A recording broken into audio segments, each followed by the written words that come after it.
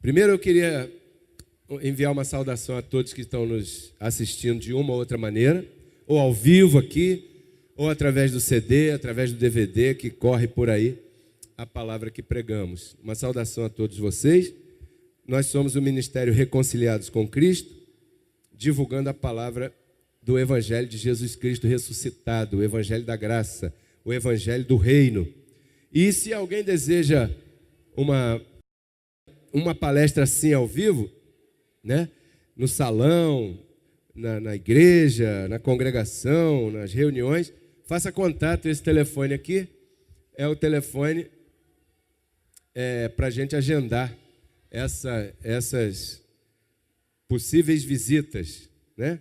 Que os abençoados queiram aí ouvir ao vivo uma ministração do Evangelho da Graça. Abba, Pai. Bem, a nossa intenção hoje é incentivar você a que você não seja um crente passivo, a que você seja um crente ativo. Então, sempre os temas que o Senhor nosso Deus nos dá, eu tenho notado isso, que são temas de incentivo a que nós cuidemos do nosso viver diário. E para cuidar do nosso viver diário, depende da nossa atividade, porque a nossa passividade, quando nós temos que ser ativos e não passivos, pode nos prejudicar, pode nos atrapalhar um pouco. Então você deve saber que você tem um campo, em algum momento na tua vida, em que você deve atuar. Você deve decidir que você deve sim fazer alguma coisa para que a graça de Deus seja efetiva na tua vida, porque afinal de contas eu quero crer que você deseja que a graça funcione na tua vida. É certo isso? Todo mundo quer que a graça funcione, porque afinal de contas nós precisamos de apoio, nós precisamos de ajuda, nós precisamos de que a nossa prosperidade se manifeste dia após dia. E prosperidade é que você tenha o suficiente para você viver hoje. Você pensou que eu ia dizer que era você ter 2 bilhões no banco guardado? Isso não. Isso é mais dor de cabeça do que prosperidade. A prosperidade dos filhos de Deus é que nós tenhamos o suficiente para viver, diga, hoje. Por quê? Porque o amanhã você não sabe se vai chegar. Por isso que eu costumo brincar dizendo que o amanhã não existe. Porque, olha, amanhã, hoje, falando hoje, amanhã é segunda-feira. Mas quando chega segunda-feira, você não fala chegou o amanhã. Não, hoje. Aí o amanhã já é terça. Que coisa estranha o ser humano, né? Os conceitos assim. Então, você deve viver hoje. E a tua prosperidade deve atuar na tua vida a teu favor hoje. O anjo que está do teu lado deve atuar no teu viver hoje. Qual foi o conselho que Jesus deu? Basta cada dia o seu afã. Porque o teu corpo não está preparado para suportar, se você soubesse, por exemplo, o dia da tua morte. Você não ia aguentar saber isso hoje? Já imaginou isso? Então é viver hoje. E para viver hoje, se necessita atuar em algum momento, em alguma posição. Então, quando se fala de a palavra obra, diga comigo, obra. Nós, que estamos em graça há algum tempo, pegamos um certo repúdio a essa palavra obra. Então, quando Deus mostrou esse título, foi de propósito, para mexer com, as obras da graça.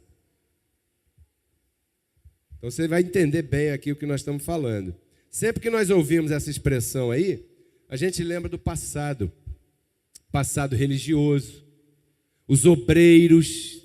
Quantos aqui passaram nos obreiros? Não sei se alguém veio de lá, que tinha que vestir o uniforme de obreiro, e se saísse da linha, tomava o uniforme, aí colocava o obreiro castigado no banco da disciplina. Aquilo ali é o banco da disciplina. Todo mundo que estivesse sentado no banco da disciplina estava sendo castigado. Então essa palavra ficou meio manchada para a gente. A gente não gosta muito de ouvir falar obra. Tem que obrar, irmão. No sistema religioso lá, se ouvia muito isso. Irmão, temos que obrar, temos que fazer, temos que ganhar almas para Jesus, temos que pagar o preço. Quando o irmão estava em sofrimento, vinha aqueles irmãos de oração, é isso aí, varão, varoa, não sei, tem que pagar o preço e tal e tudo. Então é assim lá. Aí nós ficamos com essa dificuldade com essa palavra. E quando se refere ao evangelho da graça, se pressupõe que seja por fé. Diga para quem está do teu lado aí, abençoado. Na graça não é por obras, é por fé. E fé é diferente de obras. Muito diferente das obras, né? É o oposto, anotei aqui. Então qual é a conclusão? A conclusão é simples. Se nós estamos em graça, de nenhuma maneira devemos obrar. Parece contraditório, né? Devemos obrar. Quando se falava em obras no tempo antigo, nos referíamos a obras para conquistar a salvação espiritual. E isso é possível? Não. Não. Então, em graça, eu tenho que saber qual é a minha posição espiritual. E não devo obrar para isso, porque aí eu não vou conseguir acrescentar e nem diminuir nada nessa posição. Vamos ver um verso bíblico em Romanos 11, verso 6. Olha o que diz aí. Paulo faz um comparativo bem interessante, por sinal. 11, 6. E se é por graça, quantos aqui estão em graça? Se é por graça, já não é por obras. De outra maneira, a graça já não é graça. Ou seja, se você está em graça e faz obras para salvação espiritual, essa salvação já não é por graça, é por obras. Olha o que diz. E se é por obras, já não é por graça. De outra maneira, a obra já não é obra. Esses textos assim são bem bonitos para a gente mostrar a diferença da nossa forma de pensar e da nossa forma de viver. Por que eu estou falando isso? Porque aqui, nesse microfone, diante dessas câmeras, para o mundo inteiro que quiser ouvir, eu não estou preocupado com o mundo, minha ocupação é aqui, ó. Mas outros lugares nos ouvem. Eu digo assim, você é livre. Quantos recebem que são livres, estão de acordo comigo? Você é livre. Eu posso fazer tudo? Pode. Claro que pode. Você pode tomar uma bebida alcoólica? Pode. Quantos são livres para isso? É livre. Você é capaz de ter autoridade sobre isso? Sim ou não? Sim, porque eu sou livre. E então, aquela pessoa que não tem o nível de entendimento que você tem para receber com maturidade o que eu estou falando, ela vai mal interpretar. Está me entendendo, abençoado? Então, quando nós falamos de graça, nós pressupomos que estamos falando de fé, estamos falando de liberdade e estamos falando de salvação espiritual intocável. Um aplauso ao nosso Deus pela salvação espiritual. Isso é graça. Quando nós falamos de beber até queimar o sapato, não estamos falando de liberdade gloriosa, estamos falando de mau uso dela. mas até para o mau uso da liberdade você é livre. Em relação à salvação espiritual. Mas e a salvação diária? A salvação diária você vai estar colocando em risco, porque você vai passar mal, vai se sentir, você sabe, os que já ultrapassaram esse limite, porque eu acho que aqui nós somos maduros para saber o que nós estamos falando. Os que ultrapassaram esse limite sabem que nosso corpo sente umas inconveniências, certo? Mas quem é que tem alguma coisa a ver com isso na tua vida? Ninguém. Qual é o direito que eu tenho de opinar na tua vida sobre isso? Nenhum. Eu não tenho nada com isso. Mas o meu papel aqui como ministro é dizer, olha, abençoado, você é livre. Por mais que a gente seja mal interpretado por alguns que nos acompanham por aí.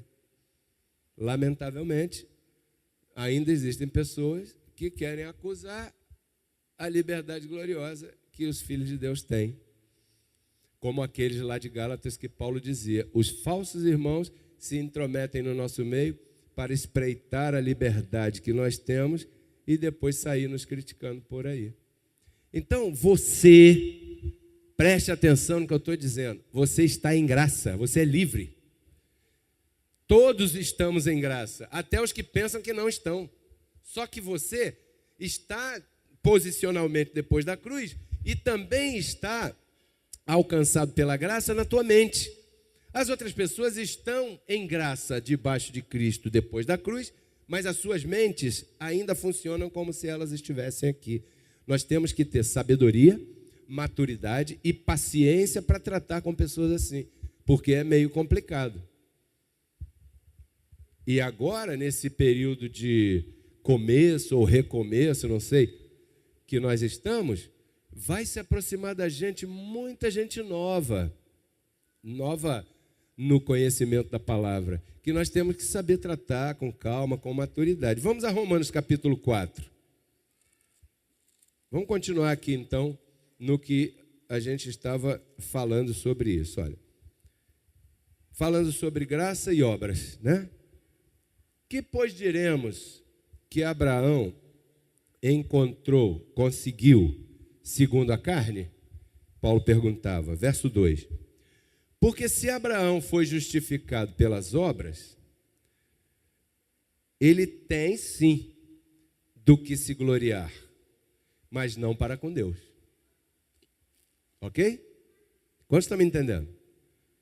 Se ele conseguiu alguma coisa segundo seu comportamento, ele tem do que se gloriar, mas não para com Deus. Verso 3. Porque o que diz a Escritura? Abraão creu em Deus e isso foi contado para ele como justiça. Justificados pela fé. Porém, ao que obra, o seu salário não é contado como graça, senão como dívida. Aqui Paulo está comparando com trabalho, o emprego. Quantos aqui trabalham? Você trabalha o mês todo, o que acontece no final do mês? Você tem obrigação de receber o salário, não é favor. Quando o teu empregador te paga, ele não está fazendo favor. Ele pagar a você é uma obrigação dele. Por quê? Porque você trabalhou. Então, se nós pudéssemos obrar para conseguir a nossa salvação diária, não teria grandeza nenhuma da parte de Deus em nos dar. Por quê? Porque ele teria obrigação. Nós conseguimos por causa da obra que nós fizemos. Só que a salvação espiritual não é assim. Você é salvo espiritualmente sem ter feito nada de obra para consegui-la. Ok? Então o verso 5 diz, mas aquele que não obra, que é o nosso caso, senão crê naquele que justifica, sua fé lhe é contada como justiça. Então você está justificado pela fé e isso é intocável. Vamos confessar isso? Diga comigo, eu sou justificado pela fé, e isso é intocável. Um aplauso ao Senhor novamente por isso. Por que a gente deve aplaudir sempre ao Senhor por isso? Porque se isso não fosse assim, os homens aí fora iam nos enganar. Aí você fala assim, mas pastor, é isso que eles estão fazendo. Pois é. Por isso é que eu preciso de você. Para quê? Para explicar a essas pessoas que elas não precisam pagar por algo que é grátis. Porque aqui está falando da fé, da salvação espiritual. Da salvação que é por graça, sem obras. Isso aí é maravilhoso, porque nós estamos livres dessa gente toda que negocia com a fé das pessoas, os mercadores da fé, aqueles que vendem aquilo que eles não têm direito para vender. É como se você comprasse um terreno de um corretor de imóveis que não tem autorização para te vender aquele terreno, Irineu. Aí o cara pega, você quer comprar esse terreno? Compra aqui esse terreninho no céu. Aí você dá aqui tanto, porque você vai ser abençoado, você vai ser isso, aquilo, tal e tal. E as pessoas fazem o quê? Fazem fila para pagar. E fazem aquela fila ali, vão pagando, pagando, pagando. Isso me dá pena. Quando eu vejo isso, me dá pena. Essa semana eu vi um chamado apóstolo lá, dizendo, olha, se você for doar o carro para a igreja, não doe carro com dívida, hein? Não queremos carro com dívida aqui. Se você for doar um imóvel para a igreja, não queremos imóvel com dívida. Aliás, antes de doar, pastor, ele estava falando para os pastores lá, ele tem muitas igrejas. Antes de você doar, pastor, tire uma foto do documento e mande para cá, porque o nosso advogado vai analisar se você pode receber essa oferta. E assim de carro e casa dando lá. Ó. Aí alguém que está chegando fala, mas, pastor Pedro Kelly, você está querendo alugar um lugar ali, é só 6 mil. Por que você não faz uma campanha para o pessoal doar carro, doar casa também, que você vai alugar isso rapidinho? É porque eu não sou um mercador da fé de ninguém. Eu sou um pregador e palestrante do Evangelho da Graça. E no Evangelho da Graça, eu não posso tomar aquilo que não é meu. Eu não posso exigir de você que você pague por uma coisa que você já tem. Quantos estão me entendendo? Então, qual é o trabalho do Evangelho da Graça? É mostrar a você que a tua posição espiritual é tão grande, tão maior, tão mais excelente do que aquilo que você pensa até hoje, que você deve cuidar dela com muito carinho, com muito amor. Entende? Por isso esse tema aqui. Aí, eu quero fazer uma observação, porque aqui o apóstolo Paulo está falando, comparando, né, a fé e as obras, a salvação pela fé e não pelas obras. E falou aí de Abraão. E todo mundo conhece Abraão e sabe que Abraão foi tido como um grande homem lá no Velho Pacto, no Velho Testamento, naquela época ali. E ele foi salvo por justificação. Ele não era salvo por obras, ele era salvo por justificação, assim, igual a você, diga, igual a mim. Mas qual é a observação? A observação é que o próprio Abraão cometeu erros. Quantos aqui cometem erros? Todo mundo comete erro, mas isso não anulou a sua justificação espiritual. Deus prometeu a Abraão que ele ia ter um filho. Foi demorando, passou 1 ano, nada. Passou 2 anos, nada. Passou 3 anos, nada. Passou 20 anos, nada. No 25º ano, a esposa engravidou. A velhinha dele. Diz que tinha mais de 90 anos, né? E era estéril.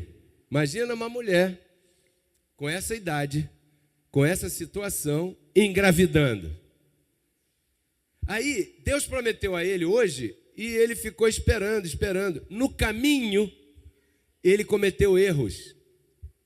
Ele achou que precisava dar uma ajudazinha e foi e deitou com a colaboradora, com a empregada, com a escrava, como você quiser. A Bíblia fala, né, de escrava.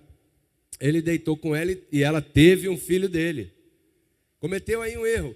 Aí, quando nasceu o filho da promessa, o que Deus disse? Bota essa mulher para fora com o filho dela e pronto, porque o filho da promessa é esse aqui.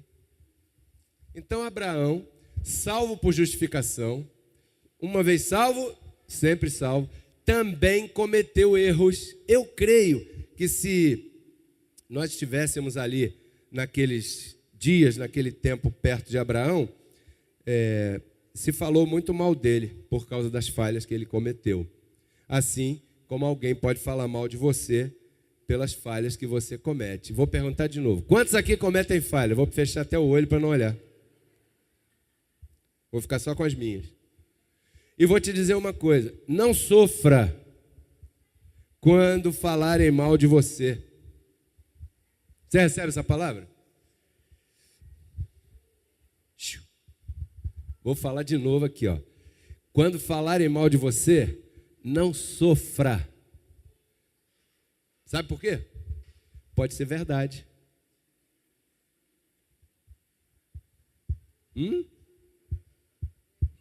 Pode ser verdade.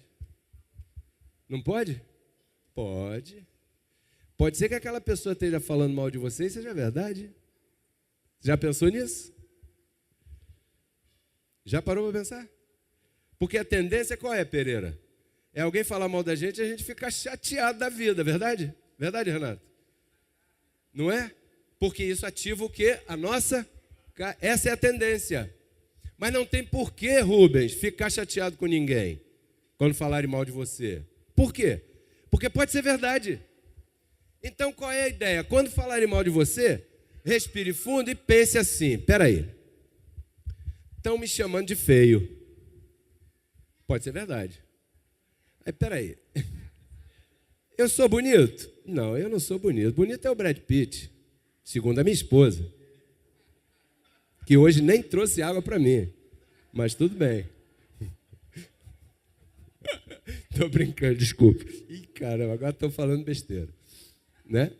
Aí, poxa, estão me chamando de feio. Pô, mas é verdade, eu não sou bonito.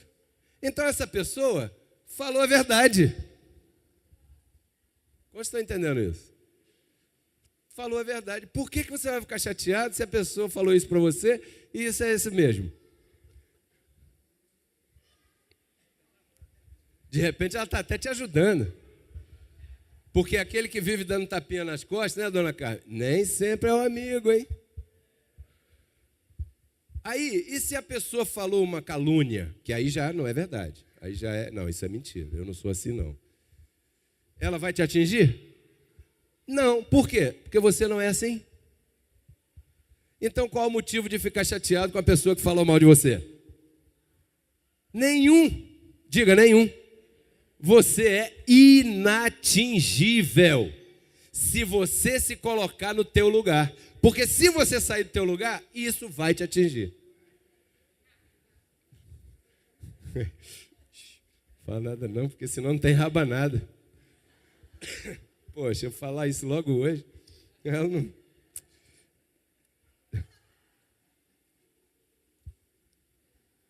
Pior é se ela botar e eu não beber. Aí...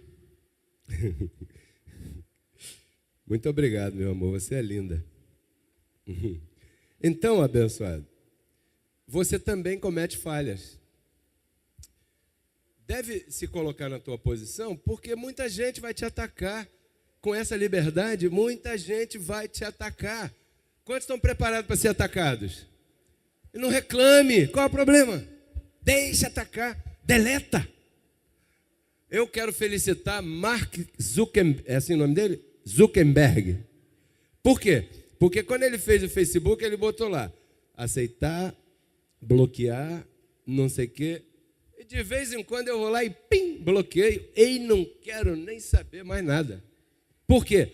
Porque eu tenho uma vida tão linda para cuidar, uma esposa tão bonita que põe água para mim, uns filhos tão lindos, eu vou cuidar deles, eu quero lá saber disso, o que falaram, o que não falaram. Esse falatório não vai tirar a minha liberdade, eu sou livre. Um aplauso ao nosso Deus pela tua liberdade. Você também tem falhas. Então, com isso, eu não estou incentivando o erro. Não mal interprete, por favor. Eu estou dizendo que você é livre. O que eu estou dizendo é o seguinte: você é livre. Se você cometer um excesso, a tua cadeira não vai ser jogada no inferno. Ela continua aqui te esperando, porque você é livre, até para cometer erros. Tem gente que não aguenta ouvir isso. Por quê? Porque são pessoas com a mente suja. Se você colocar uma tentação daquelas bem boas assim diante daquela pessoa, ele não vai resistir. Porque é aquilo que essa pessoa tem na mente. Por isso que ela acusa.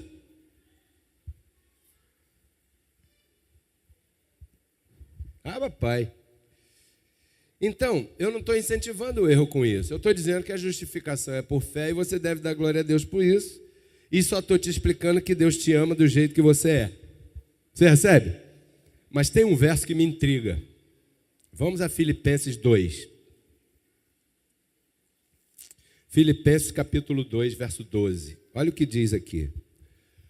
Portanto, meus amados, como sempre obedeceste, não somente na minha presença, dizia o apóstolo Paulo, senão muito mais agora na minha ausência, ocupai-vos na vossa salvação, com temor e tremor. Então, como é que pode? Aí diz, ocupai-vos em vossa salvação. Se ela é intocável, como é que eu posso me ocupar na minha salvação? Aqui está falando do segundo aspecto da salvação. Todo mundo conhece esse tema? Todo mundo está claro com esse tema? Todo mundo sabe que a salvação tem 3 fases? Tem a fase A, a fase B e fase C. A primeira fase, a fase A, é a salvação espiritual, que nós não podemos tocar, nem pôr, nem tirar. Salvação do nosso espírito. A segunda parte é essa aí, é a salvação do dia a dia. Diga, do dia a dia. Hoje é dia 24, é dia de festa. Eu espero que você faça festa. Eu espero que você desfrute da festa. E você vai ter a oportunidade de exercitar o que a gente está falando aqui. Vai ou não vai? Claro que vai. Porque o vinho te espera. A cerveja te espera. O uísque te espera. Ah, o açúcar também te espera. Não, porque quando a gente fala de bebida alcoólica... Mas olha as barrigas. Lá. Ó. É a mesma porcaria. E a pressão? A pressão está igual do Papai Noel. Eu vinha dizendo no carro que esse Papai Noel acho que tem pressão alta e aquele outro negócio. O colesterol, porque ele é todo vermelhão, já viu? Todo vermelhão assim. Mas isso é outra, é brincadeira. Então, aqui está falando do segundo aspecto da salvação. Diga comigo, a salvação tem 3 fases. Pronto. Então vamos falar. Aqui que o apóstolo Paulo está falando, você já compreende, você que tem acompanhado tudo isso, que essa salvação é a salvação do dia a dia. Então, em relação a esse assunto, a salvação espiritual não dependeu de nós, não depende de nós e nunca dependerá de nós para nada. Muito bem. Mas a salvação diária, salvação do dia a dia, essa depende de você.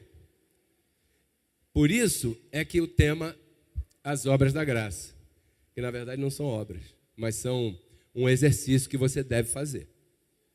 Isso sim você deve fazer, porque essa parte da salvação depende de você. Como é que eu posso me ocupar da minha salvação? Então, já terminando, né? Nesses 5 minutinhos que faltam, você tem 5 passos que você deve anotar aí para você se ocupar da tua salvação. Com temor e tremor. Sabendo que o que você plantar, você vai colher. Quando fala com temor e tremor, está dizendo com respeito, com calma, com sobriedade, com maturidade, sabe? Tudo isso aí. Primeiro passo dos 5 que eu vou te falar. 2 Timóteo 1:13. Não vai estar na tela, é só para você anotar rapidinho. 2 Timóteo capítulo 1, verso 13. Primeiro passo, guardar a palavra. Diga a palavra. Porque quando te acusarem, você vai ter o escudo da fé para se defender. Guardar a palavra. 2 Timóteo 1,13 diz assim: retém a forma das sãs palavras que de mim ouviste, na fé e amor que é em Cristo Jesus. Ok? Reter a palavra, essa forma, dessa maneira, na fé, em amor, não precisa discutir com ninguém, não precisa xingar a mãe de ninguém, não precisa ficar debatendo na rede social, um monte de perda de tempo. Acho que a maneira, a rede social é tremenda. Quantos participam de... Não, vou perguntar isso não. Você já viu o grupo de WhatsApp? Você já viu a perda de tempo que é você responder bom dia no WhatsApp? O grupo tem 50 pessoas. Bom dia, aí o outro, bom dia, aí o outro, bom dia, kkkk, aí o outro, kkkk, bom dia. Bom dia que tá sol, bom dia que tá chovendo, bom dia, tô com calor, bom dia, tô com... Bom dia... Legal, né? E tal. Aí vai ter sempre aquele que fica assim, fulano não respondeu. O que está vendo, hein? Será que se desviou? Aí já começa um processamento aí tremendo. Então, não discuta com ninguém, não vale a pena. Não estou dizendo para você sair da rede social, não é isso, me entenda, estou brincando. Eu estou dizendo para que você não use a rede social para ficar degladiando com ninguém. Não, que eu estou certo, que você está errado, que o fulano disse, o outro falou. Tem coisa mais interessante para você fazer. Você recebe isso? O quê? Retenha a forma das sãs palavras que de mim ouviste. Primeiro passo. Segundo passo, 1 Timóteo 3:9. Primeira carta de Paulo a Timóteo, capítulo 3, verso 9. Segundo passo é: mantenha tua mente limpa.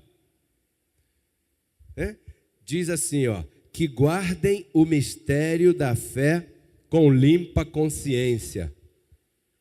Porque isso aqui é um mistério. Dizer a você que você está aperfeiçoado para sempre com uma só oferta, isso é um mistério tremendo, abençoado. Mas é o mistério da fé. Porque você se olha e diz, eu não posso estar perfeito. Essa palavra não pode estar certa. Um ser como eu, com tanta imperfeição, como é que eu estou perfeito? Isso faz parte do mistério da graça, que só você sabe, só você tem, só você é portador. Diga, eu estou perfeito. Por quê? Porque Cristo te aperfeiçoou no Espírito, na carne. Então você é perfeito nas duas. Perfeito Cristo em Espírito e perfeito diabo ou diaba na carne. Quantos estão convencidos disso? Isso é difícil. Está convencido que na carne eu estou perfeitamente mal? Pois é. Então, guarda o mistério da fé com limpa consciência. Eu confesso que você tem limpa consciência. Terceiro passo para você se ocupar da tua salvação. Terceiro, se proteger. Se afasta dos que dividem e fazem fofoca. Romanos 16, verso 17. Mas vos rogo, irmãos, que eu vou ler em espanhol para você. Mas os ruego, hermanos, que os fijéis en los que causam divisiones e tropiezos en contra de la doctrina que vosotros habéis aprendido, e que os aparteis de ellos. Traduzindo, linguagem de hoje, versão Pedro Kelly. Mas eu rogo a vocês, meus irmãos, que noteis com muita atenção os que causam divisões e tropeços contra a doutrina que vocês aprenderam. Vírgula. Notou? Notei. Identificou? Identifiquei. Carimbou? Carimbei. Vírgula. E vos afasteis deles. De acordo? Para os 5 passos, para que você se ocupe na tua salvação. Porque uma pessoa dessa, em algum momento, vai te perturbar. Vai tirar teu sono e a tua paz. Cuidado. Bloqueia. Deleta. Corta. Não fala. Não responde. Olha só. A tua resposta é a gasolina daquele que te persegue. Se você não responder, o tempo vai passar e ficou por aí.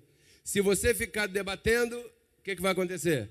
Isso não acaba nunca, porque aquela pessoa é assim. Então, Tito 3,10, ainda dentro desse passo aqui. Tito, capítulo 3, verso 10.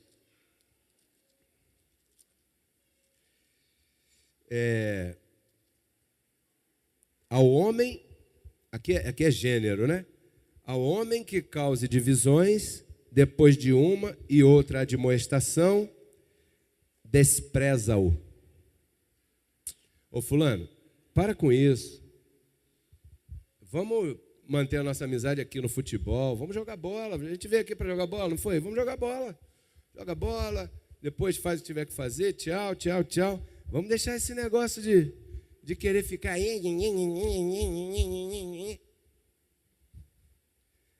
Você já admoestou. Aqui está dizendo, ó, uma e outra vez, despreza. Tem pessoas que estão em desacordo porque nós tiramos o vídeo na época aqui e que ficam ligando. Fulano, você está indo congregar? Como é que está, hein? Eu não estou de acordo, não. Não sei o quê. Que perda de tempo, abençoado. Né? Quarto passo, Hebreus 10, 25. Não deixando de congregar, como alguns têm por costume, senão exortando-nos, e tanto mais quanto vês que aquele dia se aproxima. Que dia? O dia da transformação. Isso não saiu de moda não, hein? Paulo diz que esse corpo é necessário que seja revestido de uma glória superior. Não é verdade? Então, é necessário que o mortal se vista de imortalidade. E aqui ele está dizendo, quanto mais, como você vê que está tudo se aproximando, não deixe de congregar. Tem pessoas que dizem, não, em graça nós não precisamos congregar. Por quê? Porque a gente pode fazer a palavra correr de outras formas. Pela rede social, pelo programa de rádio, por uma gravação.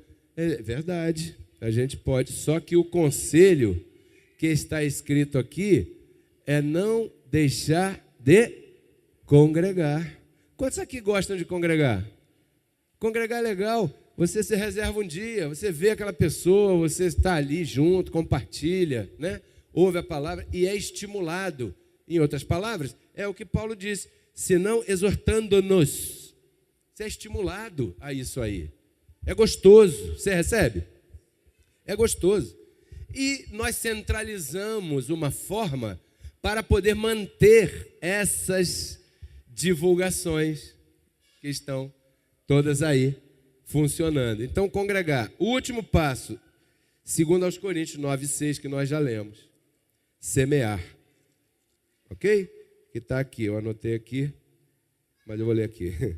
Segundo aos Coríntios 9:6, diz assim, ó, aquele que semeia escassamente, colherá escassamente. Semeia generosamente, generosamente colherá.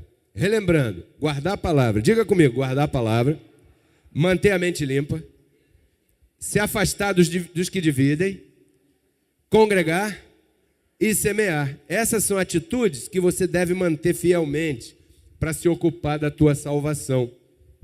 Em graça não há obras, ok? Eu queria frisar isso no final, já terminou, mas para que não haja má interpretação do que nós dizemos. Em graça não há obras. Diga comigo, em graça não há obras. O que há? Procedimentos que hoje nós relacionamos, né, a um certo esforço da tua parte, que se você não observar e cumprir, não vai funcionar na tua vida.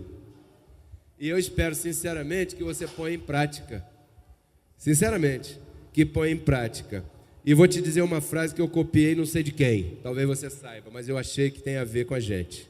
Ó, o ano novo continuará como o velho, se você continuar passivo, deixando de cumprir tudo isso que nós estamos falando.